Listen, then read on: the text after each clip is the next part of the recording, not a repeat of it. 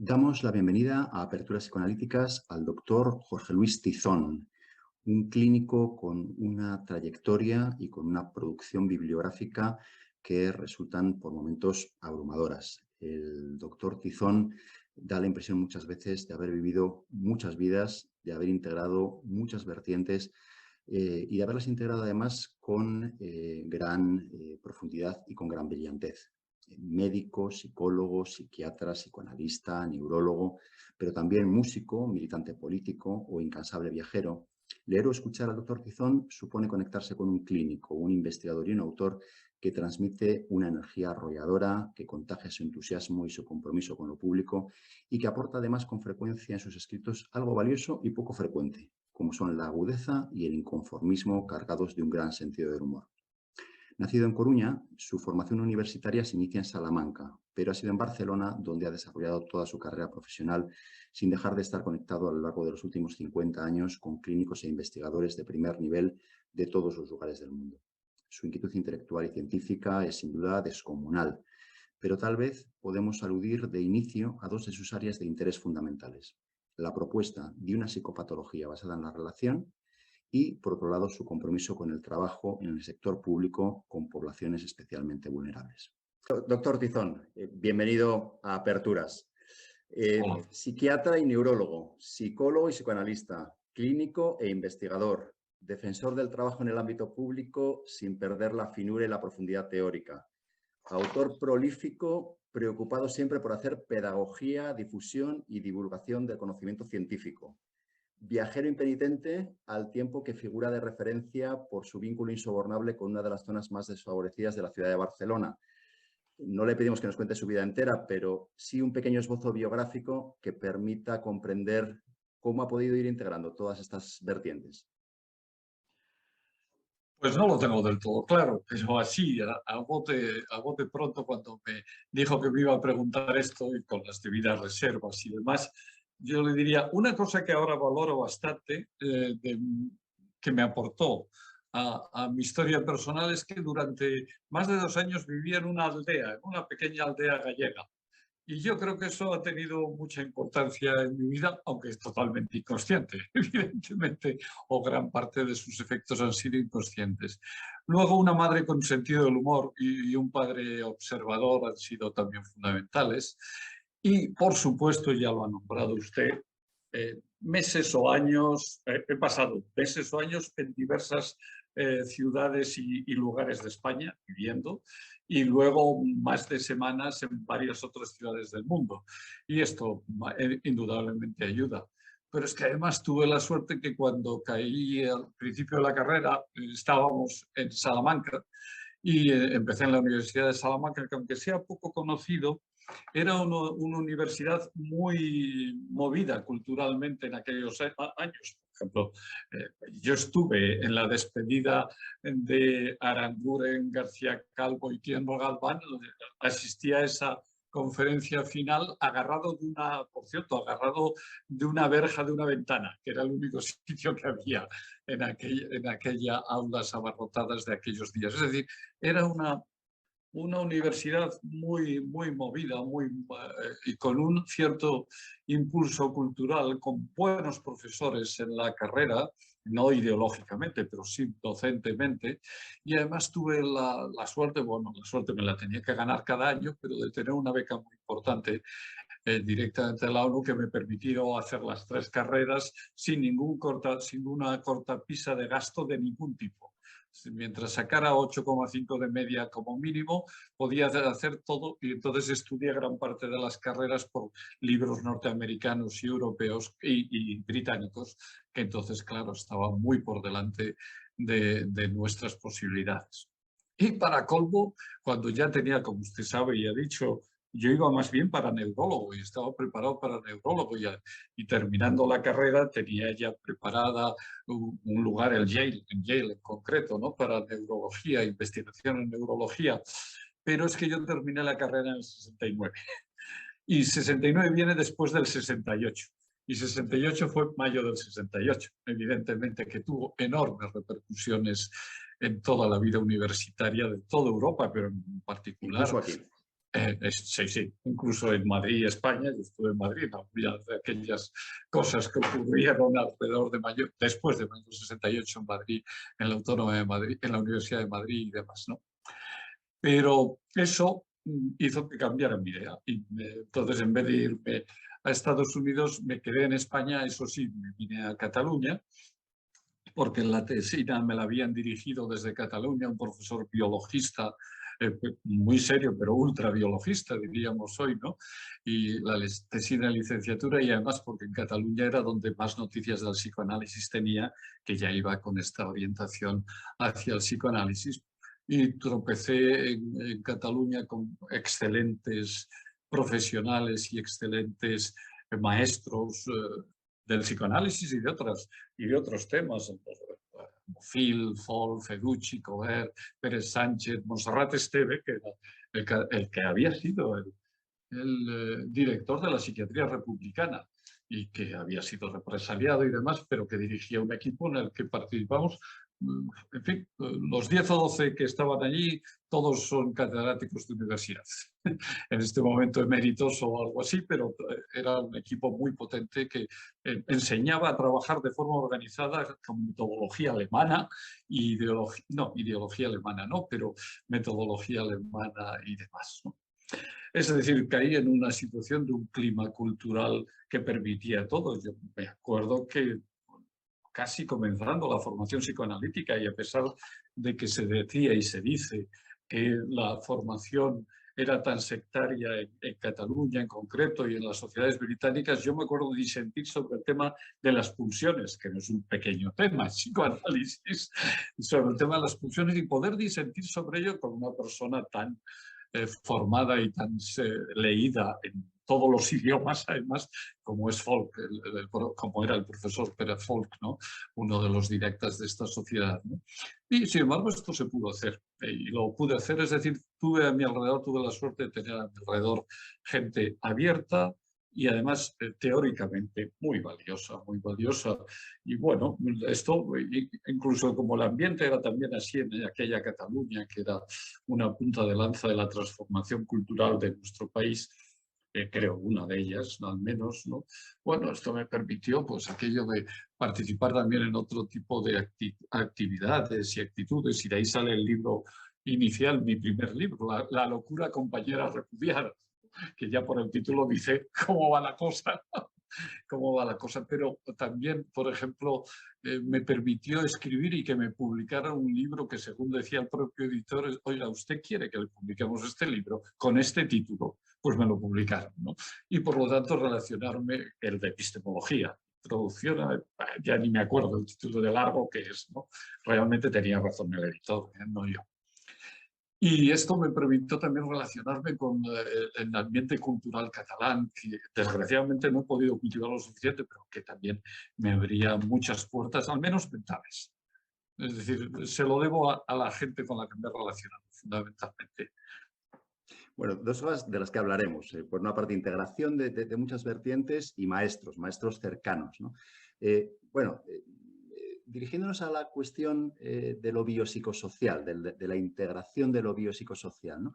En la aproximación a la enfermedad mental y al sufrimiento psíquico, la denominación biopsicosocial se ha convertido casi en un lugar común, un mantra al que se apela muchas veces de una forma hueca y gastada. Usted representa muy bien la autenticidad y la seriedad en lo que se refiere a una propuesta biopsicosocial, tal vez por la apertura de su mirada, de la que nos habla, y por su capacidad de integración de diversos campos del conocimiento. Me pregunto si sería posible pedirle que nos contase cómo siente que se integra y cómo cree que debe integrarse el pensamiento psicoanalítico en una visión biopsicosocial de la salud mental. Es un tema muy complejo, pero así, 4 ideas que he pensado o pienso que puede valer para la gente que nos esté viendo y oyendo. Evidentemente, tal como usted dice, el pensamiento psicoanalítico yo creo que está muy poco integrado en el modelo biopsicosocial. Desde el mismo Engel, desde el mismo Engel en su artículo seminal, que creo que es de 1977, ya cuando yo trabajaba de médico de familia, en esa época estuve trabajando en médico de familia, podría. Bueno, tengo el título europeo de médico de familia también, porque me tocó trabajar de médico de familia durante años.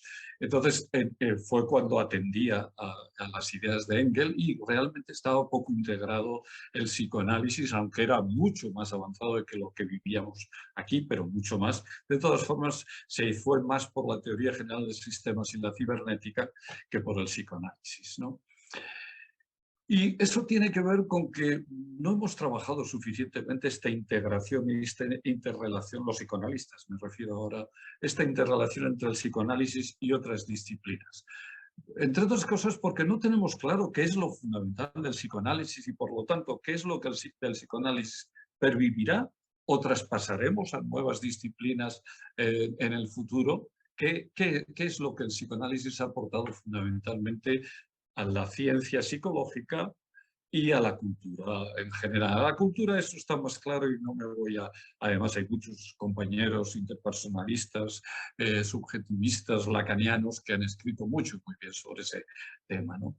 Pero en cuanto a los elementos teóricos sí me gustaría recordar que hay algo fundamental, 5, 6, 7 cosas fundamentales que ha aportado el psicoanálisis, ¿no? Uno, la importancia de la relación o interacción. Esto es el elemento fundamental del psicoanálisis y por eso yo he intentado desarrollarlo hacia una psicología y una psicopatología basadas en la relación. Esto no es el psicoanálisis, es coger lo fundamental del psicoanálisis, creo yo.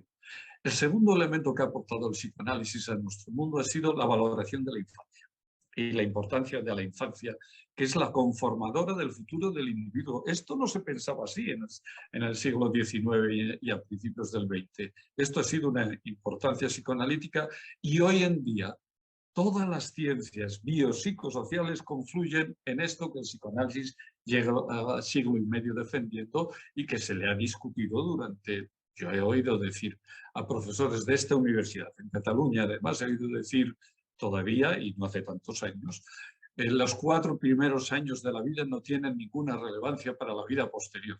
¡Qué barbaridad! Catedrático de psiquiatría, ¿eh? Ya, entonces, pero es lo que se difundía aquí, que era más atrasado que los que se difundía en otros lugares, ¿no? Entonces, es importante tener una idea de la infancia, pero no solo la infancia es muy importante, sino un esquema del desarrollo. Y hay que tener un esquema del desarrollo. El psicoanálisis proporciona 1, 2 o 3. Yo me fío o me guío por los de Erickson, modificados un poco mediante Emde y mediante Mahler, pero bueno, hay otros, evidentemente. Pero el psicoanálisis proporciona esta idea. Hay que tener un esquema de desarrollo, ¿no? Y segundo, un esquema de para qué vale la familia. Esto ha sido más difícil. Vivimos en las sociedades meridionales donde todo el tiempo nos pasamos hablando de la familia. Y en psicoanálisis y psicología, mucho más, ¿no? Pero luego, cuando he intentado, me han pedido que ayudara a equipos en graves dificultades familiares y de la infancia, me he encontrado con que no había un esquema de para qué vale la familia. Es decir, tenemos un esquema claro, los primeros los proporcionó el psicoanálisis, ciertamente, creo yo, pero bueno, a lo mejor esto es excesivo decirlo así. Ahora bien, actualizados y más desarrollados, no existían y tuvimos que fabricarnos, en colaboración con las compañeras que trabajaban en estos múltiples equipos, una idea de las funciones psicosociales de la familia. Es decir, ¿para qué vale la familia en nuestra sociedad?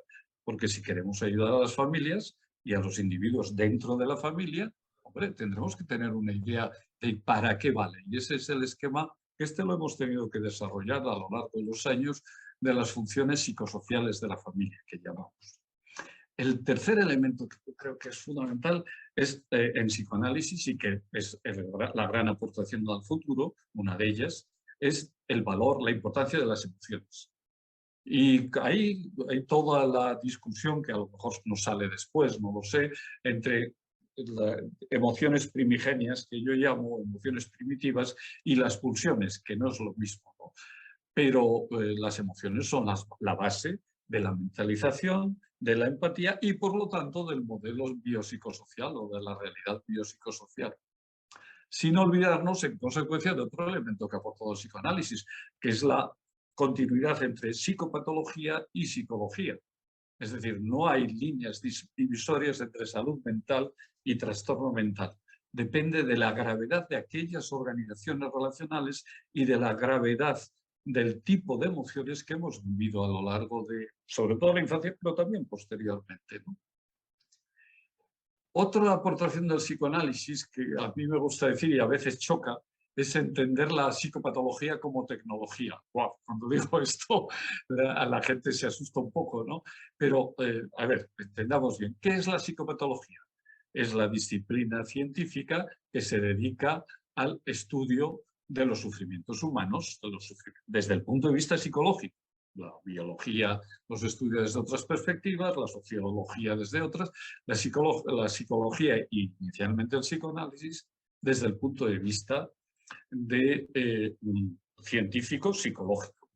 Claro, hay otras descripciones de los sufrimientos humanos mucho más finas y más divertidas y más agradables, como las que hacen los artistas, los músicos, los narradores, los poetas, pero eso no es ciencia, ¿no? Mientras tiene mucho valor, y yo le doy enorme valor, pero la única diferencia es que nosotros acotamos el campo. Decimos, vamos a ver qué es lo que podemos manejar con una metodología científica de un tipo o de otro.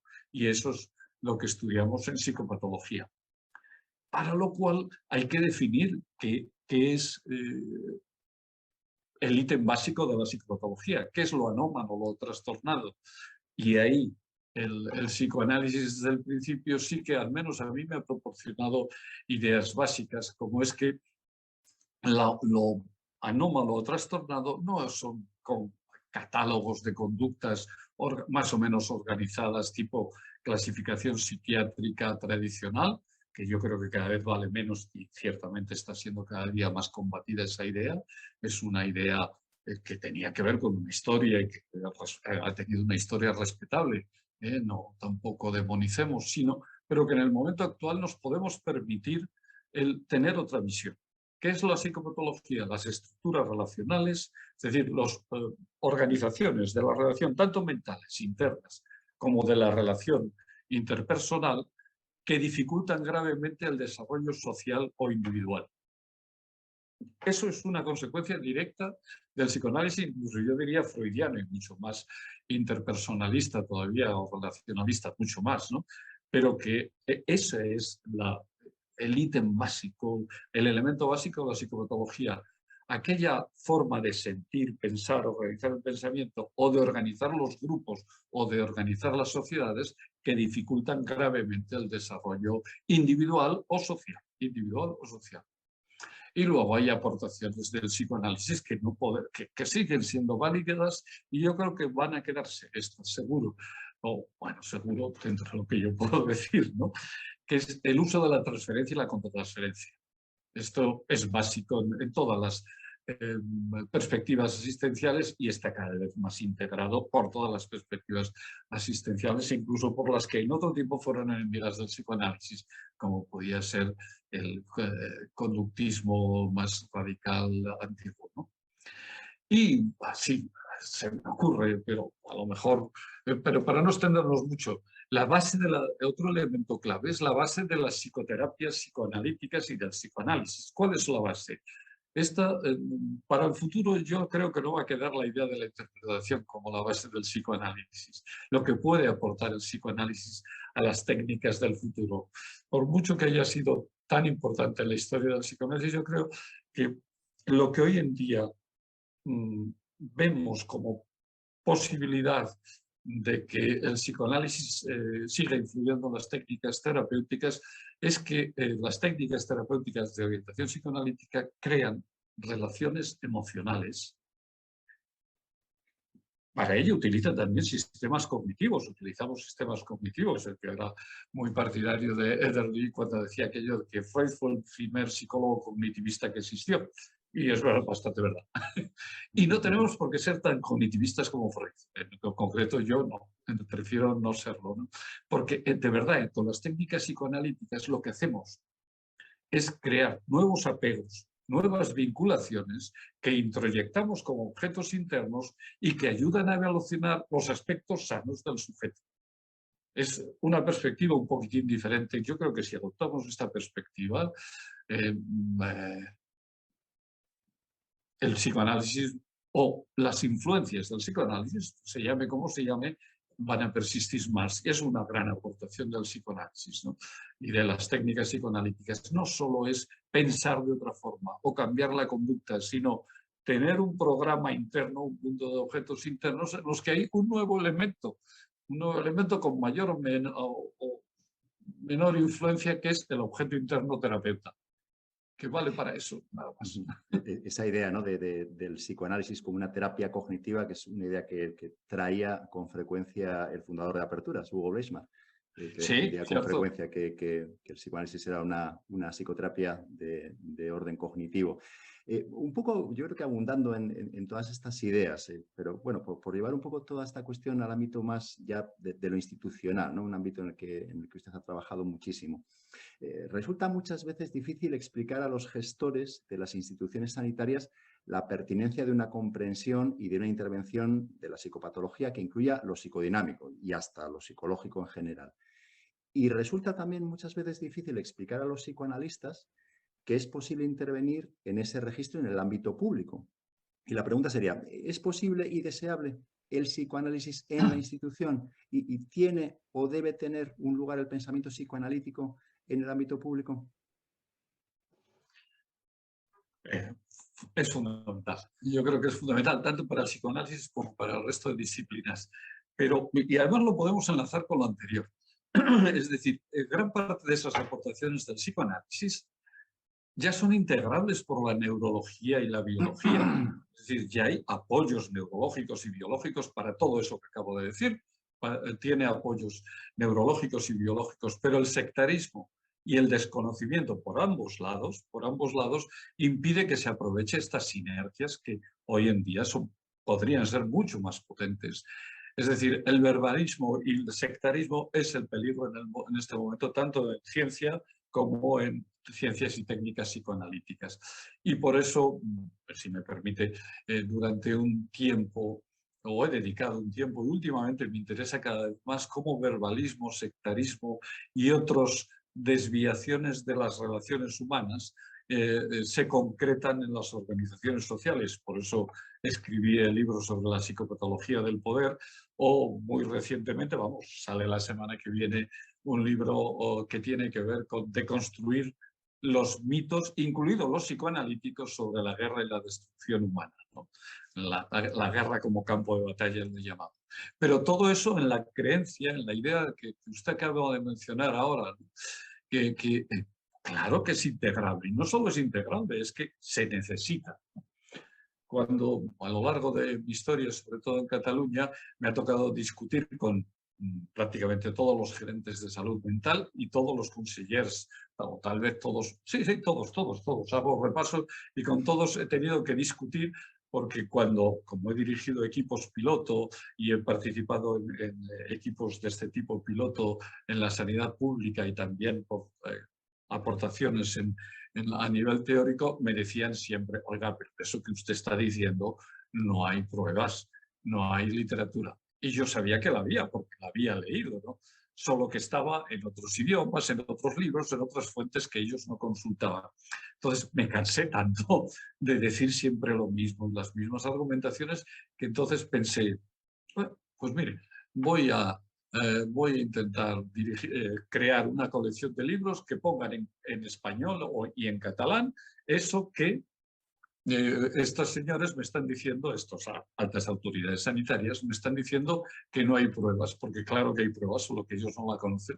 Y eso me he metido en esta línea editorial en la que llevo unos cuantos años metidos, que en mi vida había pensado dedicarme a ser director de una colección de libros, que lo que tratan es nada más de dar argumentos para una idea alternativa que se llama 3P, que es psicoterapia, psicopatología y psicoterapia de las psicosis, ¿no? El trastorno mental más grave, más biológico, más genético, pues no sé yo. Ahí es posible la psicoterapia y el psicoanálisis y la psicosociología, y son importantes. Claro que el psicoanálisis debe tener un sitio y todos los nuevos sistemas y modelos de salud mental, yo creo que le van a dar y le están dando ya un sitio, porque hoy en día el conductismo estrecho ha quedado arrumbado. porque el mundo interno hay que tenerlo en cuenta. Con una perspectiva psicoanalítica, cognitivo-conductual, mixta, lo que se quiera. Pero no se puede trabajar en salud mental sin mundo interno. Yo diría que no se puede trabajar en asistencia sin mundo interno, incluida medicina, pero en fin. Y en segundo lugar, una idea sobre cómo nos relacionamos en el mundo externo. Ahí el psicoanálisis es una parte minoritaria, pero también ha tenido sus aportaciones a lo largo del tiempo. Por eso les decía antes, es imprescindible tener un esquema del desarrollo infantil y del desarrollo a lo largo de la vida. Hay que tener un esquema, una idea y dentro de ese esquema, qué niveles o organizaciones sociales nos sirven para no descontenernos, es decir, para no desequilibrarnos, porque la tendencia a descontenernos es propia de todos nosotros, igual que la tendencia a integrarnos. ¿Por qué es lo que nos lleva al lado de la integración o al lado de la contención o bien al lado contrario a la desintegración y la descontención? Hay medios individuales, personales, familiares, sociales, y esos hay que saberlos, hay que estudiarlos, y el psicoanálisis proporciona, por ejemplo, una idea de la dinámica grupal y unas cuantas ideas de dinámica grupal desde el mismo Freud, por supuesto con Fromm, con Reich, con Bion, con Meltzer, con Volkan, proporcionan estas ideas de dinámica grupal. Otro campo importantísimo para la asistencia en general y para integrar lo psicoanalítico en la asistencia es que en realidad el gran cambio en la asistencia de la psicosis que mencionaba usted antes de los trastornos graves lo ha proporcionado las aportaciones psicoanalíticas y sociales de los nórdicos, de los escandinavos, a partir de precisamente 1968, y no por mayo. Cuando nosotros estábamos en manifestaciones y pintando paredes, ellos ya estaban haciendo programas de psicoterapia de la psicosis, programas públicos de psicoterapia de la psicosis que han cambiado. Eso es lo que realmente ha cambiado nuestra perspectiva de la psicosis en el momento actual, aunque no se les reconoce. Son un pequeño país con pocos habitantes y con poca influencia internacional. Reconozcámoslo al menos nosotros. O las aplicaciones institucionales son indispensables hoy en día si queremos una asistencia que no sea una asistencia para pobres, que es lo que domina cada vez más en nuestros países. Pero si quisiera, si podemos y debemos aspirar a ello, a una asistencia más completa, hay que tener en cuenta las aplicaciones y las aportaciones institucionalistas de los franceses, ¿no? La psiquiatría del sector, la psicodinámica institucional de Tosquelles y compañía, esto hay que tenerlo en cuenta hoy en día, ¿no? Y a otro nivel, aunque políticamente podamos tener todas las diferencias que usted se puede imaginar y muchas más, en las aportaciones sociopolíticas del psicoanálisis siguen siendo válidas. Por ejemplo, yo tengo relación personal con Mavic Volkan, que tiene orientaciones políticas diferentes, pero sin embargo a nivel de aplicación del psicoanálisis a las perspectivas sociales está proporcionando, y además es un maestro, está proporcionando ideas globales muy interesantes, pero además es un maestro en relaciones públicas al que aspiraría, pero ya no puedo ni de lejos acercarme, ¿no? Además, sí, sí, sí. No. Iba a preguntar, ¿no? que pensando un poco en lo social, ¿no? Constantemente están ahí esa intersección, ¿no? de lo psicológico y lo social. Bueno, y por recoger un elemento de su trayectoria que es muy importante. Usted ha trabajado de una forma intensa y cercana con poblaciones muy desfavorecidas en los barrios de la Mina, de la Verneda y de la Pau, en Barcelona. En muchas ocasiones lo social parece, ¿no? que tiene tanto peso que viene en ocasiones a sugerirse que las intervenciones psicológicas rozan la irrelevancia, ¿no? El riesgo de caer en la desesperanza, en la idea de que todo es social. Es una idea que acecha muchas veces a los clínicos. Recordando el título de uno de sus artículos, uno de esos artículos que a mí me marcó en su momento, ¿qué reflexiones puede hacer el clínico antes de la autoinmolación? Me alegro que recuerde este artículo, que es un poco duro hasta de título, ¿no? Pero era un periodo en que rozaba, bueno, en el momento actual hay más gente desesperada, más profesionales profundamente desesperanzados, si no quiere desesperados, que entonces todavía, ¿no? Desgraciadamente. Pero era un momento en el que aquello avanzaba y me sentí necesitado de decir 4 cosas al respecto, ¿no? Desde luego no se autoinmolen, si us plau. Por favor, no se autoinmolen ninguno. Ni se dediquen tan solo a sentirse quemados y quejosos, que es una forma de autoinmolarse, ¿no? Yo estoy quemado, yo no puedo hacer nada, no se puede. No es cierto.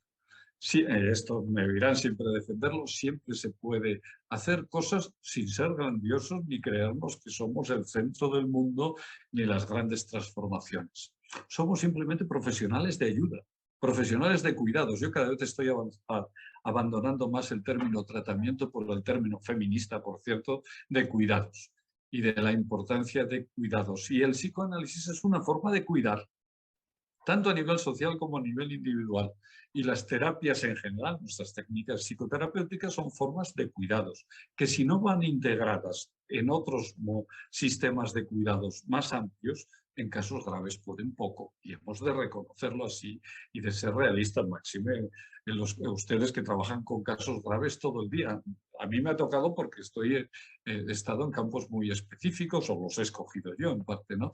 Pero ustedes que trabajando en un hospital, casos graves uno detrás de otro, ¿no? Y casos de difícil. Entonces, pensar que lo resolvemos todo, no, ayudamos. Gracias a que existen también otras instituciones sociales que cuidan en otros campos.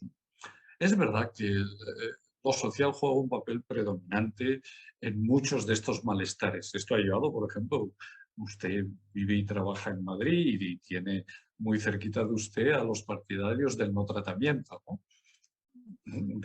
De la técnica o la teoría del no tratamiento, ¿no?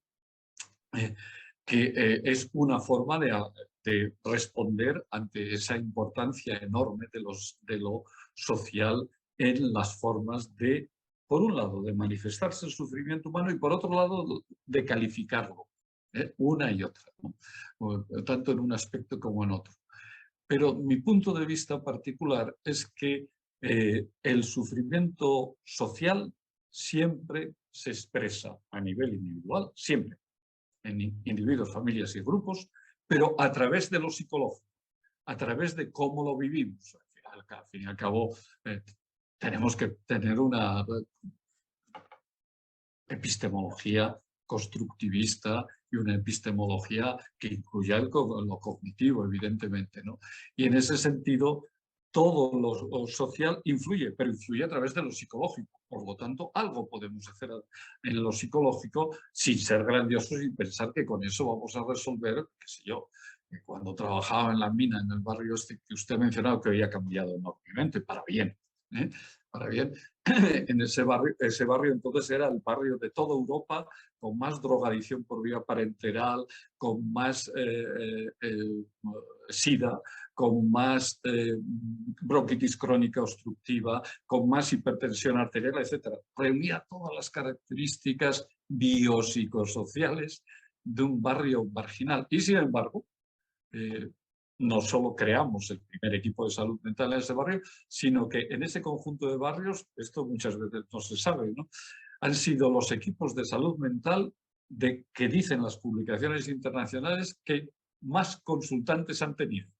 Llegamos a visitar al 26,4% de la población de esos barrios. Claro, que no les habíamos tratamiento a todos ellos, ni les dábamos fármacos a todos ellos, ni hacíamos psicoterapia psicoanalítica a todos ellos, pero intentábamos ayudarle con nuestros modestísimos niveles. Y si seguían viniendo, es que no se llevaban mal con nosotros, que de hecho se llevaron muy bien y nos trataron muy bien y luego nos han dado reconocimientos públicos y demás. Es decir, hay que tener en cuenta lo psicológico para los cuidados integrales. En ese sentido, yo últimamente hablo, o nosotros últimamente hablamos mucho de los cuidados integrales adaptados al sujeto y la familia dentro de la comunidad, que es un modelo de cuidados bastante diferente y que se inspira en los escandinavos, hay que reconocerlo, en el Needed Treatment de Alanen y colaborador, del tratamiento adaptado a las necesidades de Alanen y colaboradores de hace muchos años. Pero para eso es imprescindible los cuidados internos del terapeuta, una aportación del psicoanálisis básica, y que sigue siendo válida de una forma o de otra, ya veríamos, pero que hay que cuidar al terapeuta es absolutamente fundamental en todas las relaciones asistenciales y existenciales también, dicho sea de paso, pero vaya. los lapsus valen para algo, ¿no? Y en segundo lugar, los cuidados externos, es decir, los cuidados institucionales. Hay que hacer cuidados institucionales, por un lado organizacionales, que yo respeto y apoyo mucho, aunque no tengo ni ideas, he trabajado con ellos cuando he trabajado en institución y por supuesto por eso los respeto y valoro, pero además tenemos alguna cosa que afectar, que aportar desde el punto de vista emocional, porque como decían los británicos ya hace años, las instituciones sociales funcionan fundamentalmente con ansiedades persecutorias y ansiedades confusionales. Fundamentalmente. Y ocasionalmente, como dirían Dion y Meltzer, ocasionalmente se forma el grupo de trabajo que funciona con ansiedades reparatorias o de una forma más sana durante un tiempo, hasta que viene un nuevo ramalazo externo o interno y nos lo desmonta y tenemos que volver a trabajar con ansiedades persecutorias y confusionales. Bueno, esto es el cuidado institucional que hemos de tener. Es una barbaridad, por ejemplo, con la crisis del 2008 primero y luego con la pandemia, dos aspectos de salud mental que han caído en gran parte de las poblaciones asistenciales han sido la prevención, que se la han cargado en gran parte de las actividades preventivas en salud mental, y el segundo elemento, la supervisión. ¡Qué barbaridad! ¡Qué barbaridad! Eliminar esos elementos en personas que necesitan que nos cuiden para cuidar. Y eso es el sistema de cuidados. Sí. Probablemente en relación con todo esto, veníamos hablando de lo social, pero muchas veces es el elemento biológico el que con mayor facilidad termina por desdibujar la perspectiva biopsicosocial, arrinconando y convirtiendo en irrelevante el elemento psicosocial. El reduccionismo biologista, que usted ha combatido muchísimo, parece persistir en su hegemonía, de la mano muchas veces del sobrediagnóstico y de la asunción de que los tratamientos pasan siempre, y más en las patologías graves, por lo biológico y por lo farmacológico. Usted ha hablado mucho de los intereses del Big Pharma. Hablando de todo esto, ¿no? ¿Cómo podríamos enfrentar este estado de cosas? ¿Cómo en el día a día en la consulta, cómo con los pacientes que también anhelan muchas veces una receta, cómo ante instituciones sanitarias que están dominadas también por ese tipo de poderes? ¿Cómo hacer pedagogía? Es el tema de nuestro día, ¿no? Porque si no, no sabemos qué va a pasar con nuestro modelo asistencial y con nuestro modelo social en general, incluso, porque son temas muy, muy de base. Espero que luego podamos decir algo, pero bueno, de todas formas.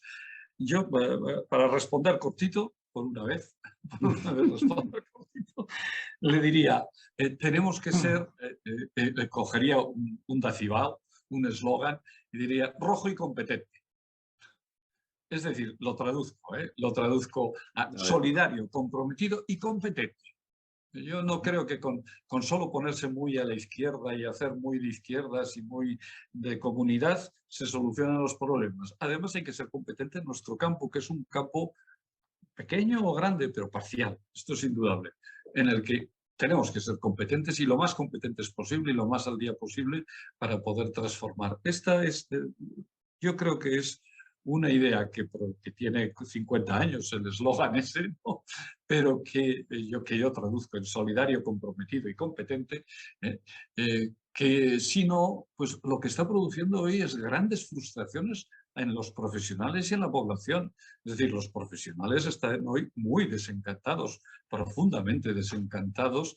Eso significa que se encantaron antes, claro, los encantaron los encantadores de serpientes, ¿no? Nos encantaron, pero hoy están demasiado desencantados los profesionales y la población empieza ya a estar desencantada.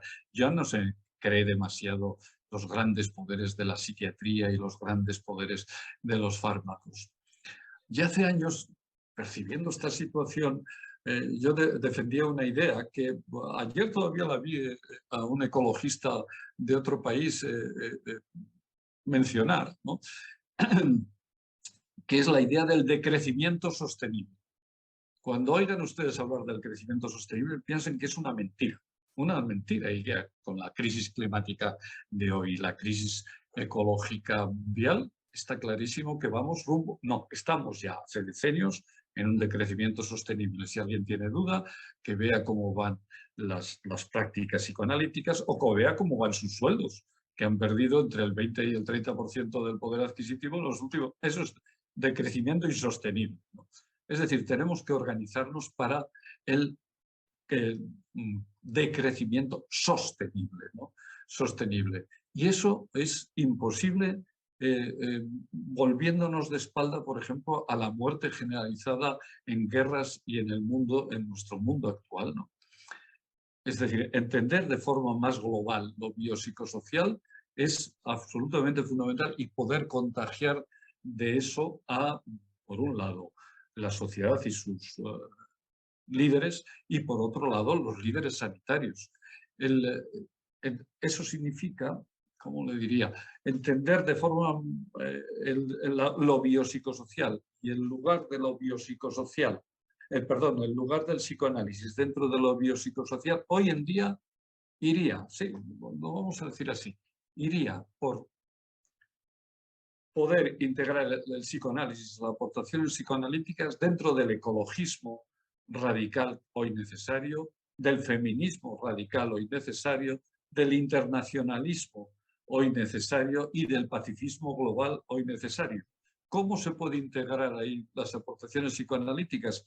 Pues no es fácil y cada uno tiene que hacer lo que pueda en ese campo, como usted decía, y la pedagogía que pueda en ese terreno. Pero es que si no nos integramos de alguna forma y repensamos el ecologismo radical, el feminismo actual, el internacionalismo y el pacifismo como necesidad básica de la especie, el psicoanálisis va a ser arrinconado y quedará como un residuo histórico que no creo que suceda así, pero es que estamos en una situación, como ve, yo la entiendo como bastante grave.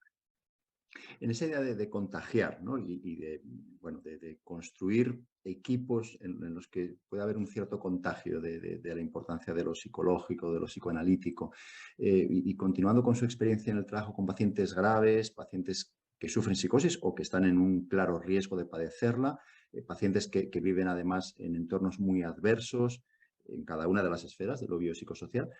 ¿Cuál cree que es la importancia del trabajo en equipo? ¿Es posible trabajar cuando no se dispone de un equipo?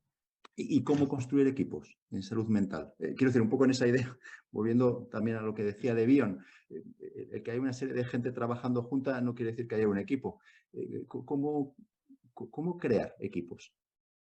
Evidentemente, como usted dice, y más para patologías graves, sociales o psicosociales o psicopatológicas, el equipo es imprescindible, absolutamente imprescindible. Y no es tan difícil de crear, incluso cuando importábamos ideas de los equipos nórdicos, no era tan difícil, ¿no? No era tan difícil, pero para tener una idea así directa, cualquier paciente con psicosis en nuestra sociedad está recibiendo intervenciones de 4, 5 o 6 servicios. Esto es casi seguro. Y está recibiendo, desgraciadamente, esto ya es una barbaridad antisanitaria, está recibiendo entre 3 y 5 psicofármacos un paciente con psicosis un poco evolucionada. Entre 3 y 5, esto ya es una barbaridad antisanitaria, ¿no? Pero es lo que está sucediendo en nuestro país. En parte porque no se ha trabajado en equipo y no se ha funcionado realmente en equipo. Y por eso, como usted dice, yo soy muy insistente en este tema de trabajar en equipo. Por poner otro ejemplo, nuestro equipo de atención a la psicosis, que fue el primer equipo español dedicado íntegramente a prevención y atención precoz a la psicosis, aplicábamos, llegamos a sistematizarlas entre 16 y 19 técnicas diferentes. ¿Esto lo puede aplicar un terapeuta? Evidentemente no, ni 2, ni 3, ¿no? Evidentemente no a todo sujeto y a su familia se le caían encima las 19 técnicas. Seríamos el modelo escandinavo adaptado a las necesidades de la familia, adaptábamos alguna de esas 19 técnicas.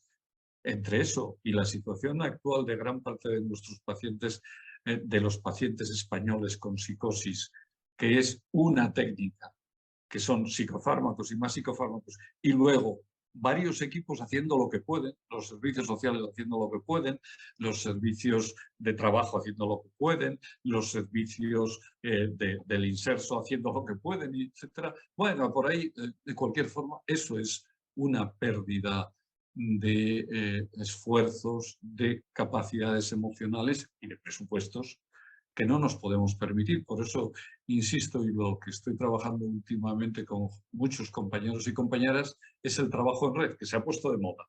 Todo el mundo habla del trabajo en red, pero, en fin, entonces, según ese modelo que usted ha recogido bien de mis ideas, que ahora sistematicémoslo. Para decir que se está haciendo trabajo en red, veamos en concreto qué hay que hacer. Al menos yo creo que hay que hacer 4 tipos de trabajo. Uno, la unidad de cuidados, que cada paciente complejo, las personas que trabajan directamente con él, puedan tener al menos 3 reuniones para decidir junto con él y su familia qué se hace, por dónde se hace y quién hace cada cual. No este barullo en el que estamos a veces duplicando los escasos medios que tenemos, duplicándolos o contradiciéndolos, ¿no? Eso es un aspecto, la unidad de cuidados. No hay trabajo en red si no se están creando para los pacientes difíciles las unidades de cuidados. Y lo segundo, que nosotros estuvimos trabajando con varias redes de Barcelona y que funcionaba, por supuesto, son las reuniones periódicas de la red, del barrio o del distrito correspondiente. Una cosa que los médicos de familia me influyeron a mí y a todos nosotros, que es el diagnóstico del sector. Hay que hacerlo todos juntos. Y somos una parte del diagnóstico del sector. Aprenderemos mucho si les oímos hablar de lo que pasa con las bronquitis crónicas obstructivas, con las dislipemias y las hipertensiones arteriales, y ellos aprenderán mucho cuando nos oigan hablar de prevención de psicosis, prevención de malos tratos, prevención de abusos, etcétera, ¿no? Es decir, ese es el diagnóstico del sector. Y la última cosa que pusimos en marcha en varias de las unidades del trabajo en red en la que participamos, es la formación conjunta. Dirán, formación conjunta con trabajadores sociales, pedagogos, médicos, psicólogos, psiquiatras, interesantísimo. Un trabajo hoy en día hacer, y que los nórdicos otra vez han inventado un sistema avanzado para ello, que es lo que llaman diálogos abiertos y diálogos anticipatorios, y que nosotros en nuestra pobreza estábamos intentando desarrollar unos años antes, pero sin tenerlo también estructurado y apoyado.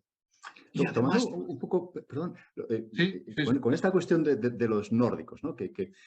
Usted tiene conocimientos casi enciclopédicos acerca de diversos programas de intervención en psicosis, intervención precoz, prevención, intervención centrada en necesidades, en diversos puntos del mundo. Y tiene también una experiencia muy importante personal en la implantación y en el desarrollo de ese tipo de programas, en Barcelona, por ejemplo.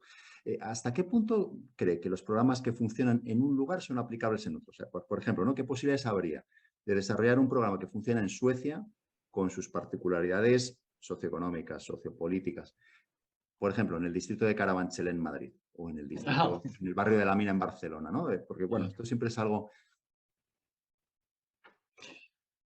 Yo no creo que sea tan difícil. En realidad, bueno, pues esto es lo que nos pasaba con los compañeros. Estamos aplicando y adaptando un modelo nórdico y en realidad no habría tan graves dificultades. Lo que sí que se necesita es formación y entrenamiento. Y ahí tuve mucha suerte en los compañeros.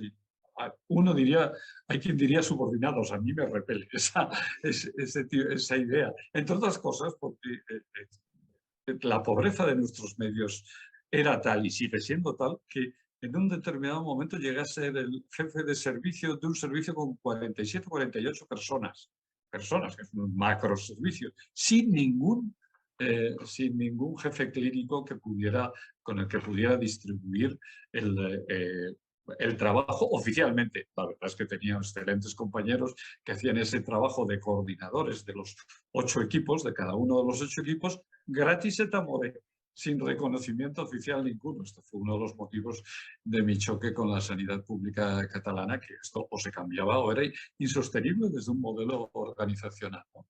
Pero en ese sentido, fíjese, incluso en un determinado momento nos encontramos con la paradoja de que en nuestro equipo de atención precoz a la psicosis y en general en los barrios que habíamos trabajado anteriormente, muchos de nosotros ingresaban menos pacientes que los finlandeses.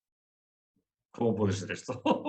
¿Cómo puede ser? Entonces nos podíamos decir es que somos muy buenos, es que nuestra teoría es mejor, es que nuestras psicoterapias son mejores, o podíamos replantearnos la situación, ¿no? Y darle vuelta a la situación. Y ahí hay un tema, la más importante, o realmente muy importante, que llegamos a la conclusión de que era gracias a que nosotros disponíamos de mucha más red social. Nuestros pacientes y sus familias disponían mucha más red social que en Finlandia y en Noruega, a pesar de que allí tienen unos medios y una perspectiva mucho mejores. Hasta ahora, bueno, ahora también les está tocando la extrema derecha, les está tocando los presupuestos y ya veremos cómo acaba. Ojalá lo puedan reconvertir, pero tenían mucho más capacidades que nosotros. Y sin embargo, nuestros pacientes ingresaban menos y en servicios mucho peores que los suyos. Nada que ver los servicios de ingreso, ingresaban menos. Entonces llegamos a la conclusión de que era la red social, claro. Si usted ha visitado, o cualquiera de los que me oyen que haya visitado Noruega, Finlandia, digamos Karelia, donde sí que he estado de vez en cuando, o Laponia, ¿no? Donde hay una ciudad, puede ser 300 habitantes, 4.000 ya es una señora ciudad, ¿no? Y lo normal son casitas en grupos de 3, 4 o de pequeñas agrupaciones distribuidas por un territorio enorme, gran parte del año sometido a 30 bajo cero. Además, al menos hasta ahora, ya veremos con la crisis ecológica global, ¿no? Es decir, ¿qué red social podían tener ahí? Yo a veces pongo el ejemplo de que estuvimos reunidos con un grupo de profesionales en un lago de Karelia, muy al norte en el mapa, ¿no? Y al terminar el trabajo de cada día, evidentemente tocaba sauna y meterse en el lago. Y después la cena. Y en la cena había dos personas que les gustaba cantar, un mediterráneo y un ruso, que les gustaba cantar. Entonces, si se cantaba y el ruso sacaba el acordeón, 2 kilómetros más allá se encendía una lucecita al otro lado del lago. Era la vida más próxima que teníamos. 2 kilómetros más allá y un lago. Al cabo de unos meses, una compañera de ese grupo me escribió y me enviaba una foto suya con un abrigo de la cabeza a los pies, esquiando con esquís de cuchilla en ese mismo lago y diciéndome que estaban a 35 bajo cero. En fin, es entre eso y nuestras ciudades intensivas que en 10 minutos o 20 minutos estamos en nuestro barrio, podemos ir a cualquier extremo y toda la población la tenemos en esos 20 minutos caminando. O en el 600, que era lo que hacía cuando era médico de familia, ¿no? O caminando en 600 lo tenemos todo accesible. Claro, la diferencia a nuestro favor es muy, muy importante. Solo que no la sabemos utilizar, desgraciadamente, pero es a nuestro favor. Ojalá la pudiéramos utilizar y de hecho es que las redes sociales aquí, no solo por proximidad, sino también por, diríamos, por cultura mediterránea, tienen enorme... A mí me encanta Madrid, por ejemplo, ¿no? Y las redes sociales madrileñas y demás, y cómo son de espontáneas, como las andaluzas, ¿no? Por ejemplo, que son mucho más espontáneas que en gran parte del mundo mundial. Recogiendo lo social y las redes sociales en otro registro, querríamos conocer su visión acerca del impacto de lo social, pero el impacto de lo social en lo que tiene que ver con la estructuración del psiquismo. Podemos pensar en la pandemia, la precariedad, el protagonismo de las redes sociales, de las otras redes sociales, los nuevos modos de relación que las redes sociales traen consigo, el auge, por ejemplo, de lo fluido, de lo deslimitado, la volubilidad en lo que se refiere a la identidad. ¿De qué modo cree que influyen estos u otros factores sociales en la configuración del psiquismo y también en la configuración de la psicopatología que atendemos a día de hoy? Un poco la idea global mi idea global o nuestra idea global es la que le decíamos antes, la que mencionaba antes, de que lo social influye a través del sufrimiento psicológico. siempre a través del sufrimiento psicológico, influye en la psicopatología, en la organización social, influye de otra forma, en la organización política, pero en la psicopatología influye a través del sufrimiento psicológico que, si es temprano, crónico y o mantenido, produce organizaciones relacionales alteradas. Y esa es mi idea en el momento actual de cómo se conforma la influencia entre lo social y lo psicológico, ¿no? Incluso, además, no es una idea tampoco mía, ni muchísimo menos, es de parte de los psicoanalistas y de los psicoanalistas interrelacionalistas de hace mucho tiempo, ¿no? Hay un compañero que ahora ya se fue del Reino Unido, pero que es una persona muy famosa, que es Paul Williams. Paul Williams ha escrito un libro que dentro de esa colección, para que la gente sepa, le hemos hecho traducir al español, ¿no? Al castellano, que es, él le titula El quinto principio. Paul Williams, al final, durante muchos años de su vida, y trabajó casi gemelo con mi trabajo. Era psicoanalista y además trabajaba en el National Health Service como psiquiatra, ¿no? No como directivo, pero sí como psiquiatra y demás, ¿no?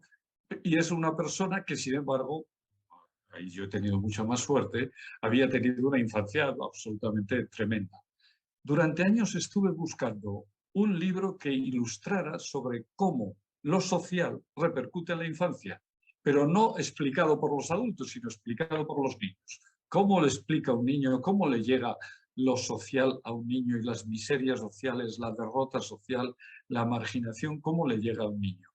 Y entonces simplemente les recomendaría que leyeran este libro que se llama El quinto principio, que yo recomiendo a todos los que trabajan con infancia. Es un libro sencillito, elemental, de un gran pensador. Fue subdirector del International Journal of Psychoanalysis durante muchos años, al final de su vida, aparte de hacer un psicoanálisis larguísimo y de trabajar como antropólogo muchos años. Él fue un gran científico, es un gran científico, Paul Williams. Digo me sale fue porque el muy no sé qué se ha mudado a California, a la dulce California, y eso a lo mejor me produce envidia más o menos inconsciente, pero en fin, yo me quedo aquí, me he quedado aquí, ¿no? Paul Williams cuenta cómo son las comidas en un hogar marginal, en una familia multifuncional, perdón, multiproblemática. ¿Cómo es la vida cotidiana? ¿Cómo son los sueños? ¿Cómo es la escolaridad? Paul Williams, desde adulto, ha revivido las ideas de su infancia y eso nos las transmite de forma vivencial. Y es eso, el sufrimiento, la desorganización, el desorden, los intentos de reaccionar maníacamente, paranoidemente, melancólicamente, lo llamamos así desde la visión adulta, ¿no? Pero en la infancia va todo eso mezclado, intentos para sobrevivir. Yo creo que es muy, muy, muy importante, sobre todo hoy, cuando ya lo que tiene que ver con el mundo interno coincide perfectamente con lo biológico y lo psicosocial. Es perfectamente compatible con una teoría de lo biopsicosocial avanzada. El problema es que nos cuesta adaptarnos a los cambios, ¿no? Por ejemplo, a veces oigo a compañeros hablar tan mal de visiones tan negativas de la web y la tecnología, que nos permite tener aquí esta entrevista hoy, por ejemplo. ¿No? Por ejemplo. Y eso yo estoy muy en contra de esta idea, ¿no? Y de esta percepción. Creo que forma parte de de la envidia de los viejos ante los jóvenes, que todos tenemos, ¿no? Ante los que son ustedes mucho más jóvenes, ¿no? Y de no sentirnos, pues eso, como una parte de esas oleadas que dice algún antropólogo, somos parte de oleadas que avanzan en la historia y que son depositadas en la playa. 155.000 personas al día morimos en el mundo, 150.000 desaparecemos en un mundo que dentro de unos días ya llegaremos a los 8.000 millones, según acabo de mirar hace mucho tiempo, por ahí 8.000 millones de habitantes.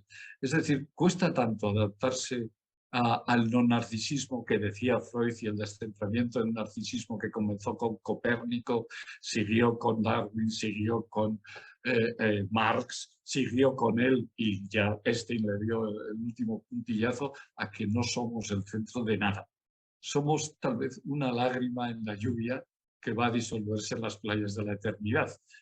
La idea no es mía, la metáfora no es mía, ni mucho menos, pero me gusta especialmente esta idea de descentrarse del narcisismo, tanto personal como social, y diferenciar, por lo tanto, esto en el campo de la web y de los avances audiovisuales y en Se, general se- se disuelve también, bueno, nuestro tiempo, ¿no? A nuestro pesar, tenemos que ir cerrando este encuentro, esta entrevista, esta conversación.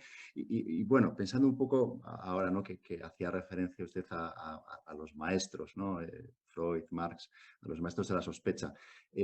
Bueno, una última pregunta en lo que tiene que ver con la formación, ¿no? Con aquello que podemos, y sobre todo ustedes, pueden ir dejando, ¿no? a las siguientes generaciones, ¿no? A las siguientes generaciones de clínicos. En diversas ocasiones, y empezábamos la entrevista un poco de ese modo, ¿no? en ese esbozo biográfico, ¿no? que nos traía.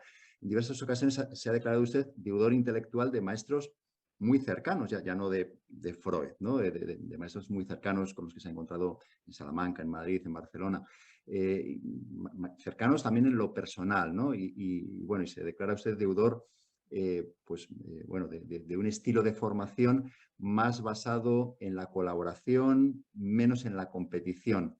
No sé si me pongo un poco catastrofista, ¿no? Y un poco en esa cosa de abominar de la posmodernidad o de... Vivimos en tiempos en los que los programas formativos de residentes en psicología clínica, en psiquiatría, los másters, los institutos de formación, se aboga con frecuencia por una formación más bien basada en la lectura por cuenta propia de manuales o de artículos, textos basados en la evidencia, más que en esa formación, bueno, un poco más en lo cercano. Bueno, usted que no ha dejado de dedicarse a la docencia y a la formación, ¿qué opina de este estado de cosas? Tiene mucho que ver con lo que hablábamos de la web y los avances informáticos y tecnológicos, que se suele confundir lo que es una revolución cultural que ha provocado ya la aparición de la web y estamos solo al principio además, ¿no? Con el uso oligopolizado y comercial de esos medios. Y se confunden muy a menudo, no.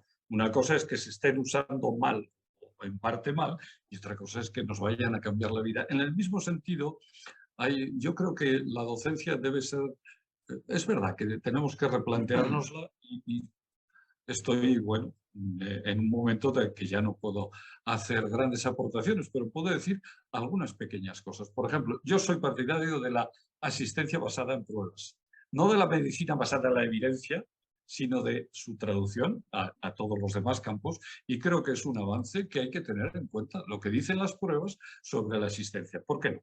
Hay que tenerlo en cuenta. Y luego pensar con el propio cerebro, que diría aquel, o con el propio mundo interno. Y entonces, soy también partidario de considerar los protocolos.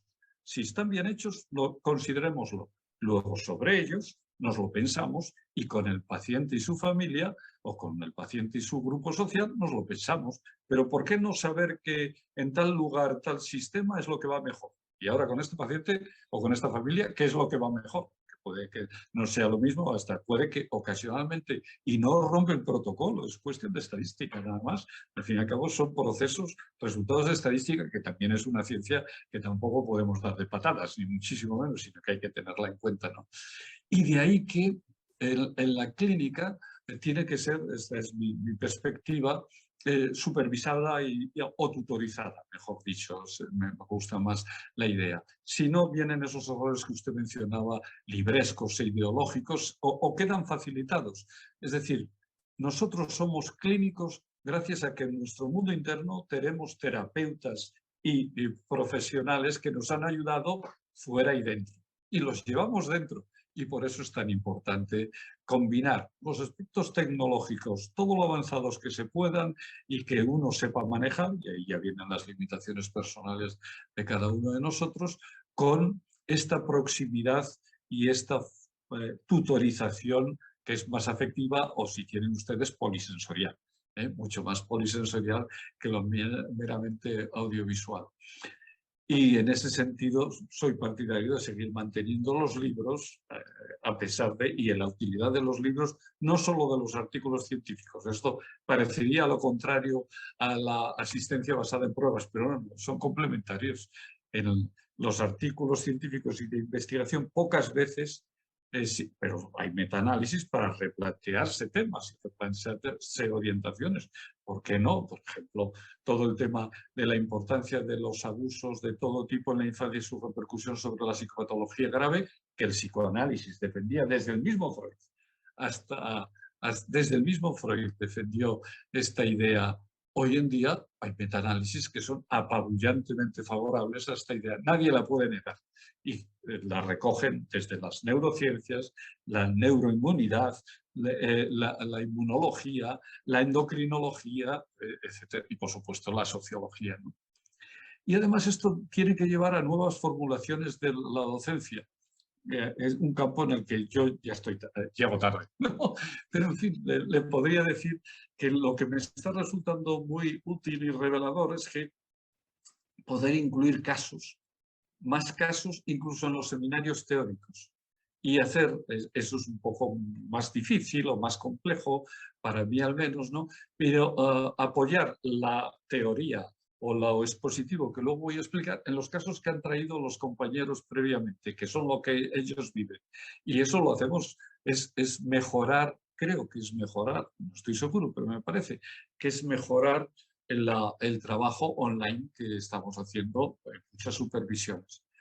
En definitiva, creo que estamos en una situación grave, pero con enorme potencial hoy en día, pero al mismo tiempo grave, en el que o participamos como psicoanalistas, como profesionales, en el desarrollo solidario, o vamos rumbo a un nuevo autoritarismo fascistizante que va incluida la quema de libros con ello, que va incluida la quema de libros y la quema sobre todo de ideas, ¿no? Y de ideas renovadoras, ¿no?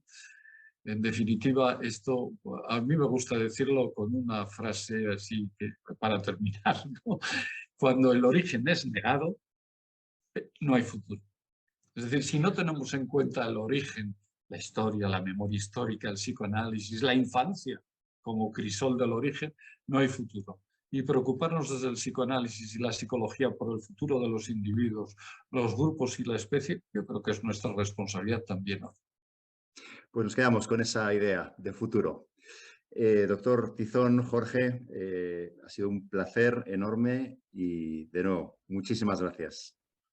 Gracias a ti.